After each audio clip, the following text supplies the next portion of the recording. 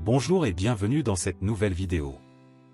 Nous y verrons comment utiliser certaines des fonctions Cube pour obtenir des données agrégées, récupérées à partir d'un modèle de données, sans avoir les contraintes d'un tableau croisé.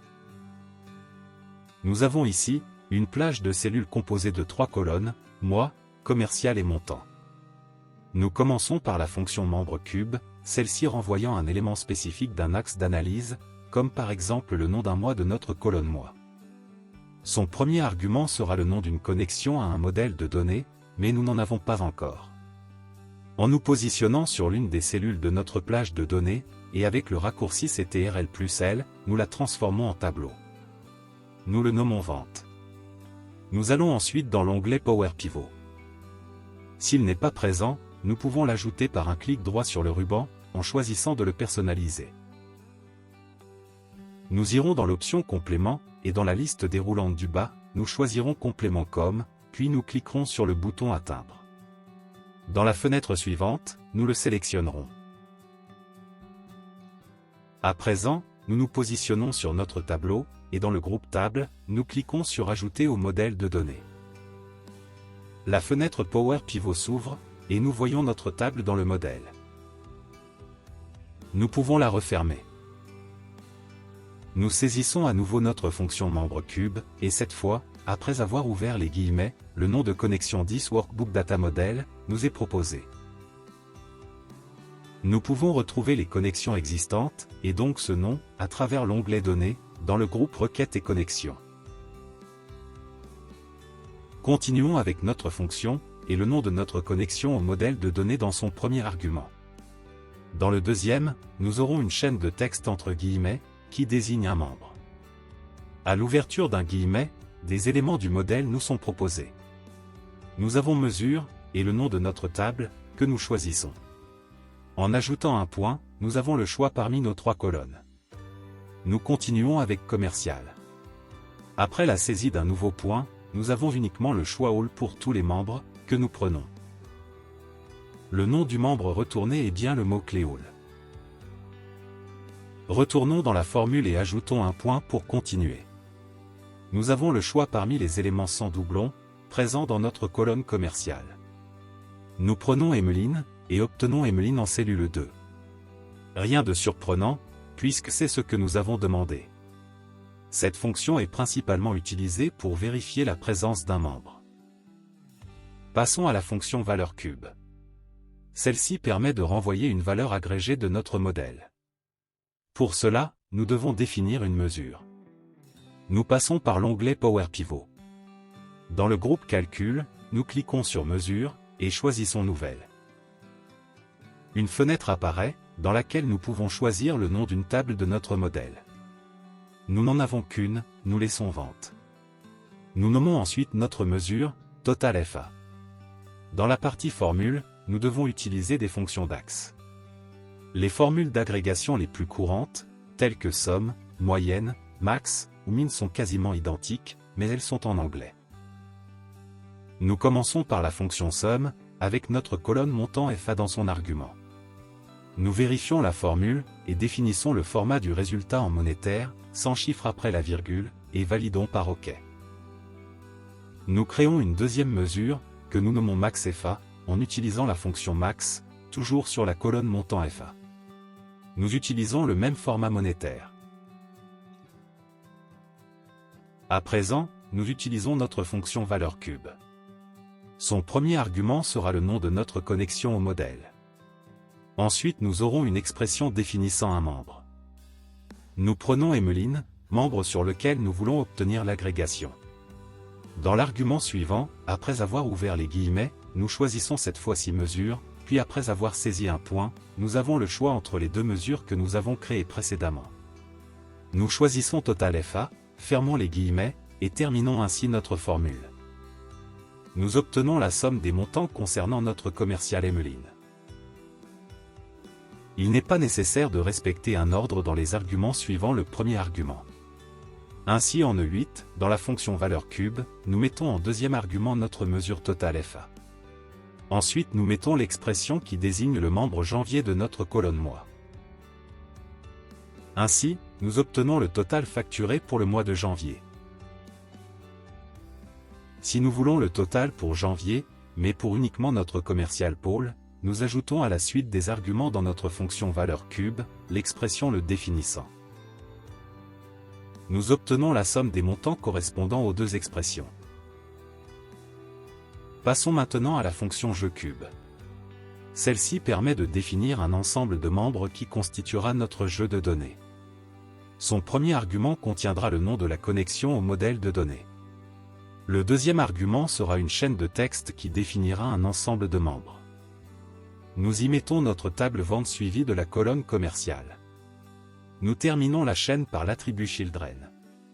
Celui-ci permet d'identifier tous les éléments enfants membres de la colonne, sans doublon. Le résultat est d'apparence vide. Dans le troisième argument, nous pouvons définir une chaîne de texte qui s'affichera dans notre cellule, pour identifier notre jeu. Nous mettons vendeur. Vérifions le contenu de notre jeu.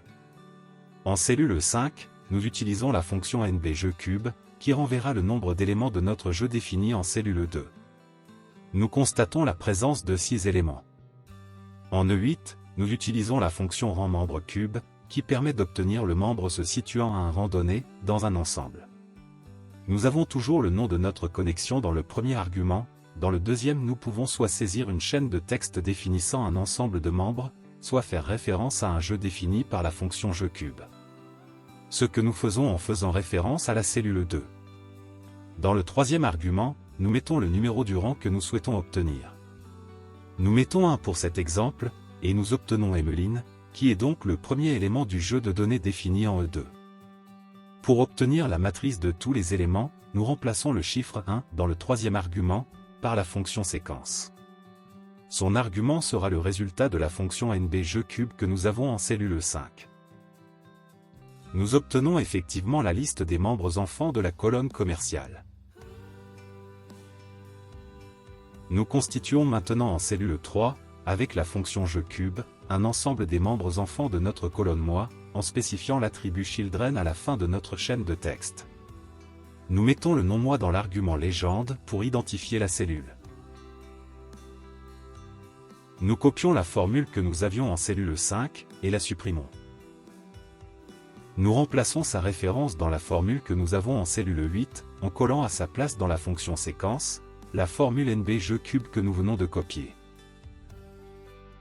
Nous prenons la formule randMembreCube que nous avons en E8, et collons une copie en F7.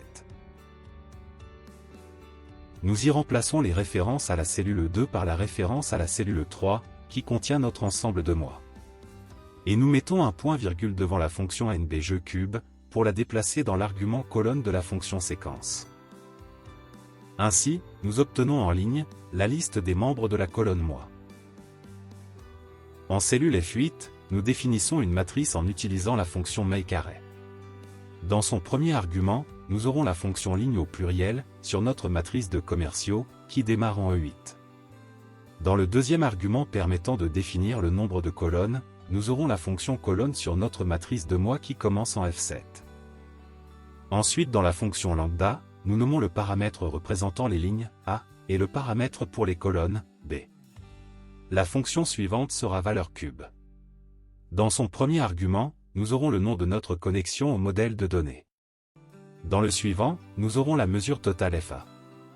Le membre suivant sera donné par la fonction index sur notre matrice qui démarre en E8, et son argument ligne sera défini par le paramètre A. Nous aurons également un membre renvoyé par la fonction index sur notre matrice qui débute en F7, son argument ligne restera vide, et nous mettrons notre paramètre B, dans son argument colonne. Nous fermons toutes les parenthèses. Nous obtenons une matrice qui renvoie les montants de chaque commercial, pour chaque mois. L'attribut members à la place de children, permettra de renvoyer tous les membres, y compris un membre all, qui nous permettra d'avoir un total pour tous les membres enfants. Nous pouvons définir un tri pour l'ensemble renvoyé par la fonction jeuCube. En mettant 4 dans le quatrième argument, et en laissant vide le cinquième, nous aurons un tri alphabétique décroissant sur nos commerciaux, et notre membre all se situera en fin de colonne. Nous pouvons également faire notre tri basé sur un autre membre, tel qu'une mesure par exemple. Nous changeons le type de tri à 2, pour un tri décroissant pour des valeurs numériques. Dans le dernier argument trié par, nous ouvrons les guillemets, et mettons la mesure totale FA. Nos membres commerciaux sont maintenant triés par le total de leur montant facturé. Vérifions cela, en remplaçant Children par Members dans la formule générant les mois. Dans la colonne All, les montants sont décroissants. Notons également que les valeurs seront formatées lors d'une actualisation de la connexion, selon les paramètres que nous avions fixés lors de la création de la mesure. Si nous ajoutons ou modifions une valeur dans notre table, nous devrons attendre une actualisation, ou la provoquer par l'onglet Données en cliquant sur Actualiser tout. En conclusion, les fonctions cube, bien que relativement anciennes, permettent de manipuler des ensembles de données appartenant à un modèle. Cela permet de récupérer des données agrégées, et de les analyser, sans avoir à utiliser de tableaux croisés dynamiques. Ainsi s'achève cette présentation. Merci pour votre attention. À bientôt.